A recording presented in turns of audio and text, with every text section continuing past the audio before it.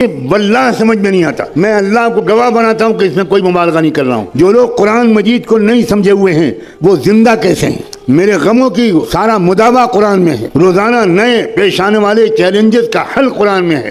RSS کا اور صہیونیت کے تمام چیلنجز کا جواب قرآن میں ہے. ان ھذا القرآن یہدی للتی ہی اقوم ونزلنا علیک الکتاب تبیانا لکل شیء وہدی ورحمۃ وبشری للمسلمین. عام طور پر ہمارے نہ کوئی مرد قرآن سمجھتا ہے نہ عورت قرآن سمجھتا ہے. اور بیٹے اور بیٹیاں تو اللہ کی پناہ. کہاں بھیج دیا آپ نے؟ کیا خوب کہا تھا اکبر الہ آبادی نے، یوں قتل سے بچوں کے وہ بدنام نہ ہوتا، افسوس کہ فرعون کو کالج کی نہ سوچی. یہ کالج موجودہ تعلیمی نظام ہمارے نوجوانوں کی قتل گاہیں ہیں. یہ ایجوکیشنل سسٹم اس نے مسلمانوں کو نامرد بنا دیا.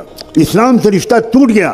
زیادہ سے زیادہ جمعے کی نماز پڑھ لی. اور بہت کٹر قسم کے ماں باپ کی اولاد ہے، بدقسمتی سے وہ آنکھیں ملتے ہوئے فجر پڑھ لیتا ہے. جس وقت وہ السلام علیکم کہہ رہا ہوتا ہے، سورج ادھر سے کہہ رہا ہوتا ہے وعلیکم السلام ورحمۃ اللہ. خدا کا شکر ہے کہ ہم اور آپ فلسطین میں نہیں ہیں. اگر ہم اور آپ فلسطین میں ہوتے تو مسجد اقصیٰ کو سونے کی پلیٹ میں رکھ کر یہودیوں کو پیش کر چکے ہوتے. ہم ضمیر فروش ہیں. ہم صرف انفرادی کیریئر کے کتے اور غلام ہیں. ہم نے اپنا اجتماعی اور قومی مقصد بالکل عرصے سے بنا رکھا ہے. آخری بات کہتا ہوں، اگر اس کے بعد آپ کی آج کی رات کی نیند حرام نہ ہو تو مجھے نہیں معلوم آپ کے اندر ایمان کا ذرہ باقی ہے کہ نہیں. صحیح حدیثوں سے معلوم ہوتا ہے کہ آخری زمانے میں پھر انصاف قائم ہوگا. میں اس لیے کہہ رہا ہوں کہ پوری یقین سے کہہ رہا ہوں کہ نظام عالم بدلنے والا ہے. نظم عالم بدلے گا، نیا ورلڈ آرڈر آئے گا. ظلم کا دور ختم ہو کر رہے گا، انصاف کا دور قائم ہو کر رہے گا. مگر یہ سن کر آپ سوچیں گے واہ واہ واہ واہ واہ واہ واہ، یہ آخری بات تو حضرت نے کہی، بس یہ یاد رکھنے کی ہے، باقی تو اور لوگ یاد رکھیں گے. جب انصاف کا نظام قائم ہوگا تو ہمیں کیا فکر کرنے کی ضرورت ہے. اب سنیے آگے. امام مہدی کے جس جماعت کے ذریعے سے دنیا بھر میں ایک نیا ورلڈ آرڈر آئے گا، امام مہدی کے ساتھ صرف 12,000 مسلمان. سن رہے ہیں آپ؟ 1 ارب مسلمانوں میں سے 12,000 اللہ تعالیٰ چھانٹے گا. اس کا مطلب یہ ہوا کہ 12,000 کو مائنس کر دیجئے، باقی لوگ اللہ کے نزدیک مسلمان ہی نہیں. یہ ہے کیفیت. ہوش میں آؤ لوگوں، بے ہوشی سے نکلو. اپنی بیویوں کو سمجھاؤ کہ بہت ہو گیا میک اپ، بہت ہو گیا مسخرہ پن. کچھ لمحے کے لیے سیریس گفتگو بھی کرو اپنی فیملی سے. ہاں، گھروں میں خوشیوں کا ماحول ہونا چاہیے. اور عورتیں تو ہیں یہ اس دنیا کی بہار. اگر عورت نہ ہوتی تو اس دنیا میں کوئی مرد جی نہیں سکتا تھا. سچ کہا علامہ اقبال نے، وجود زن سے ہے تصویر کائنات میں رنگ. کیا خوب کہا ہے کہ اس کائنات کی تصویر میں جو حسن ہے، جو رنگ ہے، وہ تو وجود عورت سے، وجود زن سے ہے. لیکن یہی عورت عائشہ بھی ہے، عورت خدیجہ بھی ہے، یہ عورت ام عمارہ بھی ہے، یہی عورت خنسا بھی ہے، یہی عورت خولہ بھی ہے. ایک اکیلی خولہ نے پوری جنگ کا پانسا پلٹا تھا. مگر آپ کو پڑھنے کی کہاں فرصت ہے؟ نہ مرد مردوں کی تاریخ پڑھتے ہیں، نہ مرد عورتوں کی تاریخ پڑھتے ہیں. جب مرد نہیں پڑھتے تو عورتیں تو بیچاری کیا جانیں. پورے جاہلیت کے لشکر کو ایک عورت نے پلٹا ہے. اسلامی تاریخ یہ بتاتی. یہ دبی تمنا، یہ تھکے ارادے، کہہ دو میرے کارواں سے خودی کی لے بڑھا دے. اپنے عزائم، اپنے حوصلے، اپنی ہمتیں بڑھائیے. مستقبل اسلام کا ہے. میں قسم کھا کے کہہ رہا ہوں، مستقبل یہودیت کا نہیں ہے، مستقبل صہیونیت کا نہیں ہے، مستقبل برہمنیت کا نہیں ہے، مستقبل اسلام کا ہے. لیکن میں مستقبل مسلمانوں کا ہے یہ نہیں کہہ رہا ہوں. بہت فرق ہے دونوں باتوں میں. مسلمانوں کا مستقبل اور اسلام کا مستقبل بالکل ممکن ہے، اور تاریخ میں پہلے ہو چکا ہے کہ اللہ ہم پرانے نسلی مسلمانوں کو ریجیکٹ کر کے نئی قوموں کو اسلام دے دے اور ان کے ذریعے سے اسلام کو غلبہ حاصل ہو جائے. نسلی مسلمان ناکارہ ہو گئے. اللہ نے قرآن میں صاف کہا ہے وَإِن تَتَوَلَّوْا يَسْتَبْدِلْ قَوْمًا غَيْرَكُمْ ثُمَّ لَا يَكُونُوا أَمْثَالَكُمْ. اگر تم ناقدری کرو گے اسلام کی تو اللہ تمہیں بدل دے گا، تمہیں ریجیکٹ کر دے گا اور ایک نئی قوم لے آئے گا، اور وہ تمہاری طرح نکمی نہیں ہوگی. اور ہم دیکھ رہے ہیں ایک طرف مسلمانوں کے مرتد ہونے کا سلسلہ چل رہا ہے. آپ کی لڑکیاں مرتد ہو رہی ہیں.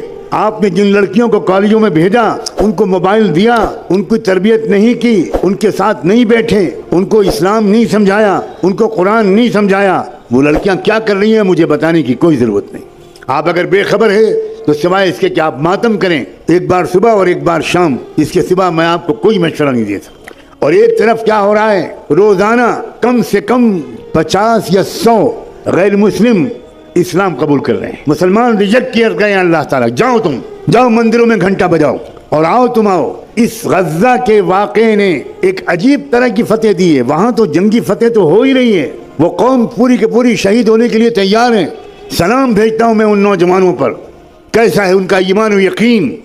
अल्लाह के रसूल ने फरमाया था अल ईमान हिन तक़अल फितन बिश्शाम, याद रखना एक ज़माना ऐसा आएगा कि सारी दुनिया के अंदर मुसलमान बेराह हो जाएंगे, सिर्फ फ़लस्तीन के इलाके में ईमान बाकी रहेगा।